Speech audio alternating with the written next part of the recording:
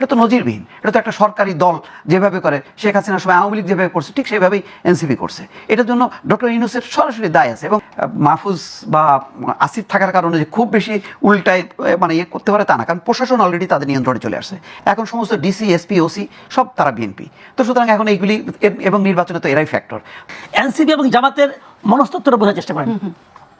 এরা হচ্ছে কি, এরা তো ক্ষমতা আসতে পারবে না ভাই। যে যত কথা বলো 3 মাস 6 মাস 3 বছর করেন আপনি, এরা ক্ষমতা আসতে পারবে না। বাংলাদেশের মানুষ এখন এদেরকে ভোট দেওয়ার মতো অবস্থা আসে নাই, মানে ক্ষমতা পাঠানোর মতো অবস্থা আসে নাই। তাহলে এরা কি করবে? এরা এখন যে অবস্থা আছে, এখন কিন্তু এরা ক্ষমতার স্বাদ ভালোভাবেই নিচ্ছে। হ্যাঁ, অনেক জায়গায় নিচ্ছে, আমার তো নিচ্ছে, এনসিপিও নিচ্ছে। তা না হলে কালকে টিএসসিতে ওই যুদ্ধপ্রায়ীদের ছবি টাঙানোর সাহস তারা করতো না। সাংবাদিক মোস্তফা ফিরোজ বলেন, এনসিপি দলটি ডক্টর ইউনূসের জন্যই টিকে আছে, আর এনসিপির লোক সরকারেও আছে।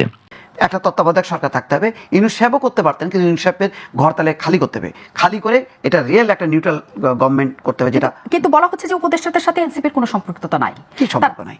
100% আছে, অবশ্যই আছে। স্বয়ং ডক্টর ইউনূসেরই আছে, ডক্টর ইউনূসেরই আছে। কারণ তার আশীর্বাদ না পাইলে এই ধরনের দুইজন উপদেষ্টা থাকে কি করে?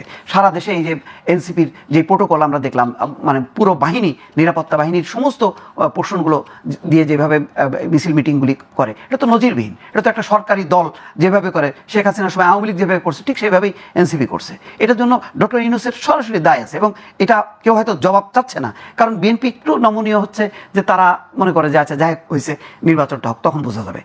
সাংবাদিক মোস্তফা ফিরোজ আরো বলেন, বর্তমানে প্রশাসন বিএনপির নিয়ন্ত্রণে, বিএনপি যা বলে প্রশাসন তাই শুনে। নির্বাচনে আসার বিষয়ে বিএনপির সামান্যতম দ্বিধা বা অন্য কিছু আছে, বা এই সরকারের আমলে এই সরকারের অধীনে তারা করতে চায় না, এমন কোনো ইঙ্গিত কিন্তু বিএনপির তরফ থেকে আমরা অন্তত দেখছি না। দেখছি না, তারা এটাকে মানে পাত্তা দিচ্ছে না। মানে এখন ওই মাহফুজ বা আসিফ থাকার কারণে যে খুব বেশি উল্টায় মানে ইয়ে করতে পারে তা না, কারণ প্রশাসন অলরেডি তাদের নিয়ন্ত্রণে চলে আসছে। এখন সমস্ত ডিসি, এসপি, ওসি সব তারা বিএনপি। তো সুতরাং এখন এইগুলি এবং নির্বাচনে তো এরাই ফ্যাক্টর। তো এই জন্য ওই 2জন 4জন মানে থাকাটা অস্বস্তিকর, কিন্তু এটা না বিশাল একটা অবস্ট্রাকল, সেটা তারা মনে করছে না। অন্যদিকে মাসুদ কামাল বলেন, জামাত কোনোদিনই ক্ষমতায় আসতে পারবে না। নির্বাচন হওয়া সম্ভব, 3 মাসে হওয়া সম্ভব। আমি তো শুরু থেকে বলতেছি নির্বাচন হওয়া উচিত ছিল অক্টোবরে।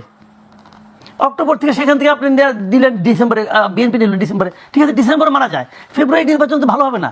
ফেব্রুয়ারির সময়টা কিন্তু সুইটেবল টাইম না, কারণ ফেব্রুয়ারির কদিন পরেই হবে এই আপনার রোজা।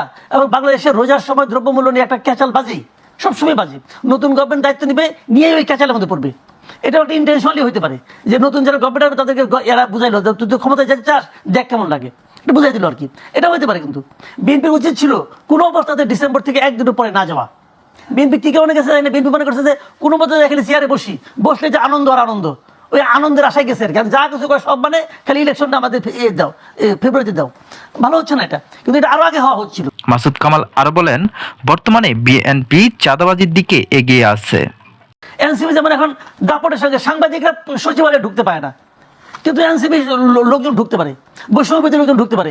এরা ঢুকে ওখানে কি করে যাতে এটা কেউ প্রকাশ না করে, এই জন্য অ্যাক্রেডিটেশন কার্ড বাতিল হয়ে গেছে, যে ওটা কেউ যাতে না দেখে।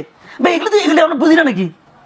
সবই তো ওনাদের জন্য, এগুলো তো থাকবে না। তো যেখানে যায় তারা যেরকম প্রোটেকশন পায় গভর্নমেন্টের কাছ থেকে, নতুন গভর্নমেন্ট পাবে প্রোটেকশন। সেই ক্ষমতার সাথে শুধু জামাত পাচ্ছে নাকি এনসিপি? আসলে জামাত পাচ্ছে, এনসিপি পাচ্ছে, সাত এখন জামাত পাচ্ছে, এনসিপি পাচ্ছে, বিএনপি পাচ্ছে, 3 দলই পাচ্ছে।